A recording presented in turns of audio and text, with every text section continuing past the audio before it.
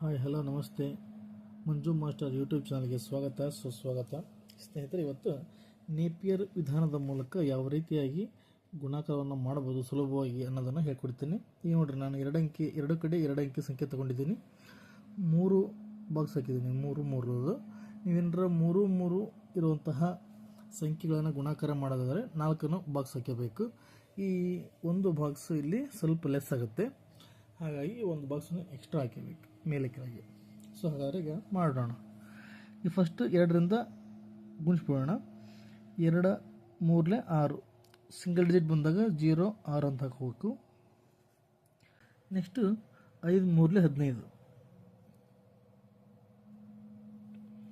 Next ನೋಡಿರಿ, 2 2 4, 5 2 10. ಇನ್ನು ಏನು ಮಾಡೋಣ, ಇಲ್ಲಿ ಅಡ್ಡಗೆರೆ ಹಾಕೋದ್ರಿಂದ ಒಂದೊಂದೇ ಹಂತವನ್ನು ಗುಣಿಸ್ಕೊಂತ ಹೋಗೋಣ. 0 0, 5 1 6 6 4 10 ಅಂದರೆ ಒಂದು ದಶಕ್ಕೆ ಕೊಡಬೇಕು ಸ್ನೇಹಿತರೆ. ಇಲ್ಲಿ ಪಕ್ಕದ ಮನೆಯಲ್ಲಿ 0 ಇಡ್ತೀನಿ, 5 5 10. ನೆಕ್ಸ್ಟು 6 7 8 ದಶಕವನ್ನು ಸೇರಿಸಿ 8 ಆಯಿತು. ಇಲ್ಲಿ 0 ಮಾತ್ರ ಇದೆ, 0 ಇಡೋಣ. 0 ಇಲ್ಲಿ ನಮಗೆ ಕೌಂಟನ್ನು ಬಿಟ್ಟರೆ 8 0 0 ಅಂದರೆ 800 ಬಂತು ಉತ್ತರ. ನೀವು ಕ್ರಾಸ್ ವೆರಿಫಿಕೇಷನ್ ಮಾಡ್ಬೋದು.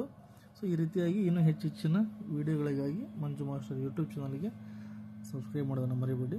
ಧನ್ಯವಾದಗಳು.